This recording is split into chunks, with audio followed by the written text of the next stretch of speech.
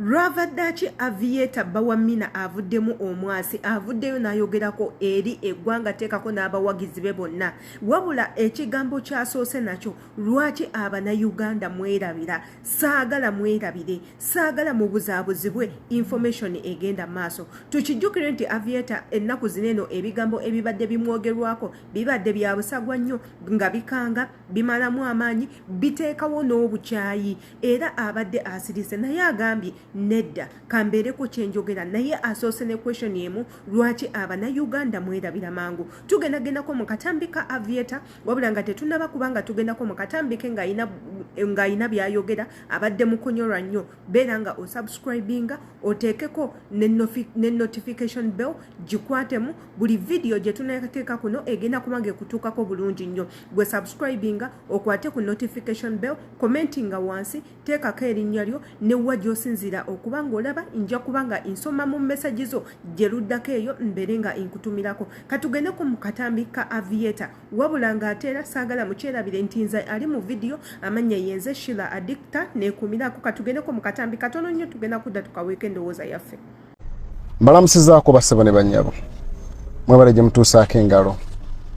kimanyi mbadde mulinirire kiva mu nze eddoboozi kirengenda okufulumya video kijenzitaako okwogera bingi ebyogeddwa video nyingi zifulumye byonna mbadde mbiraba naye nga nsirise njagala mbajjukize oyo yenna agezaako okuteekawo ebigambo nti nze omu ku balamusiza ekivulu kya Bobi Wine okubeerawo oba ekyamwami Kyagulanyi okubeerawo okuyamba baganda baffe okuva mu detention wano mu Aweri mu kibuga ekya Dubai njagala tuddeyo mabega katono nnyo nsaagala mwerabire nnyo nti nze omu ku abo abasitukiramu olwawulira nti baganda baffe babasibidde mu makomera eri Aweri nze omu ku abo abasituka n'empandiika amannya gaabwe linnya limu ku limu namala ennaku ennungi bbiri nga mpandiika amannya ago essaawa ya leero byonna mubyerabidde mulowooza nze mukyamu nze mubi nze yakkeranga ku makya nenvuga amafuta gange nengenda ku embasa nengenda ku Aweri nengenda noonya information nenteeka embasa ya Uganda kuninga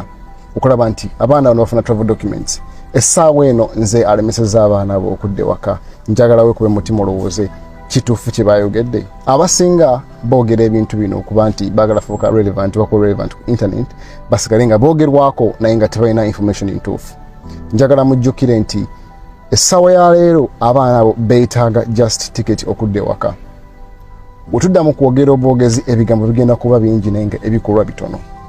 so tusitukiremu bwetuba twakwemba baganda baffe mwami Kyagulanyi taddewo ennamba z'amasimu tukusindika ssente gwe aliyo ng'oyagala kuyamba nkusaba kozesa ennamba zino ngenda ziteeka mu link waggulu ne mu description ya video eno saagala twerabire nnyo nti oyo yenna agezaawo okuteekawo olutalo wakati mu ffe ate ayinza okuba alina gwakolera omulala bwe twerwanyisa ffe nga ffe ate tuba tuvudde ku mulamwa lwaki twagala enkyukakyuka ebigambo ebisinga bigenda kwogerwa naye kiri eri ggwe omuntu omu okubikkiriza okubitegeera oba okubireasoning out akaseera ka leero wongamba nti ate nze nalemeseza kivulu kya mwami Kyagulanyi okubeera mu UAE oba ontadde ku ddaali erimu ne mwami Kyagulanyi ate ye oba omussa saagala tugeregare nnyo tugeze tuteeka abantu ku ddaala ya wansi wongamba nti ate nze nina obuyinza obugaana Kyagulanyi okuyimba wano mu UAE ate obeera omutadde ku ddaala lyendiko kitegeeza nti ate kati nange mbaasa ofuuka president kiseera bamu essaawa ya leero tuli ku kozi emu kukyusa baganda baffe embeera gye bayitamu okuva mu Aweri kyembasaba mwenna ennamba bazitaddewo ngenda zipostinga waggulu wano tuseekako ssente gweyagala okuyamba naye yena kyasobola okuyamba baganda baffe nga bagenda ewaka mujjukire bulungi empapula zibalina eza outpass olwaleero nze omu ku abo abagenda mu kkomera lya Aweri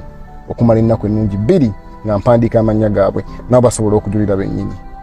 ndowooza akatambi ka mwana mulenzi Aviator mukawuliriza bulungi bino bye nabagambye nga nze Shila Addictor nti ebiseera ebisinga nga tonnaba kusalawo ku attackinga muntu tonnagenda ku conclusion ya kintu kyonna naawe sooka otule wansi olowooze ogambe naye ddala bino ebintu ebyogerwa bituufu naye ddala omuntu bw'ati asobola okukola ekintu sigamba nti nno omukozi w'ebikolobero osobola omulaba ku face n'ogamba nti ono omukozi w'ebikolobero nedda ne mulimu ekintu ky'olabira ddala n'amaaso go ng'olabira ddala tekisoboka kale katuddeko emabega Aviator tasobola kubaako kintu kyonna kyakola Bobi Wine. Aviator tasobola kuyimirira mu kkubo lya Bobi Wine. Aviator ne w'omusembereza Bobi Wine n'omugamba mukole kyonna ky'oyagala tasobola yadde okumuteekako olunyo lw'engalo lwerumu weruti kubanga Aviator teyenkana na Bobi Wine si mu myaka. Bobi Wine atiibwa abantu bonna wabula nga ate sigamba nti oba tasobola kwenyigira mu nsonga nga bweti asobola ogyenyigira mu kubanga Aviator muvubuka ate sente tewali gwe zitakyusa naye ebintu by'okwogera ebintu nga tewali bujulizi ebintu by'okwogera ebintu nga toyina bukakafu bannange ebintu ebyo Bannayuganda tubikomye kale ffenna Bannayuganda twetaaga change ensi yaffe ebereko obulungi naye tugenda gikyusa tutya nga tuli wamu tugenda gikyusa tutya nga tuli ba mikwano ffe ng'Abannayuganda tugenda gikyusa tutya nga tweyagala ate nga tweyagaliza gye tunakoma okuba nga tulwanagana nga buli omu ayagala kulaba nga ayitawo media efuuse media abantu ku media ennaku zino beekuba buli omu ayagala asigaze erinnya bw'alaba oli nga trendinga ng'agamba kankukuba oveewo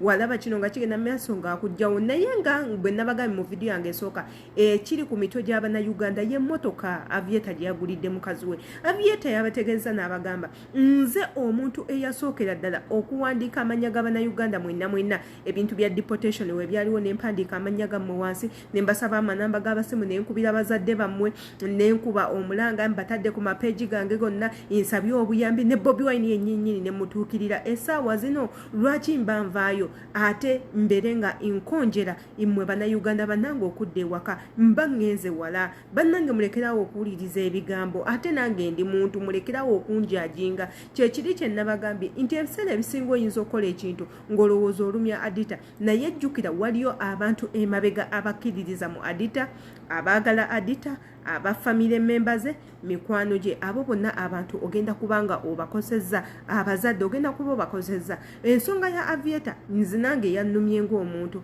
bakadde bebabakutte babatadde mu media n'ebintu ebirala ate nga bineno bisobola okuvaamu obukyayi n'okera ku makya omuntu n'aveni n'atunga Aviator ekiso n'akera ku makya n'akwata Mina n'amutugumbula olwaki mwe mutusibyeko embeera embi lwa bigambo so Abannayuganda mwenna mbagamba nga tonnaba kugenda ku conclusion ku kintu kyonna sooka obeere nga olowooza mu vidiyo eno nsaba mwenna mu commenting give me your best comment igwe olowooza ki ku bigenda ku maaso amanya ensigadde yenze Shila Adita see you in my next video.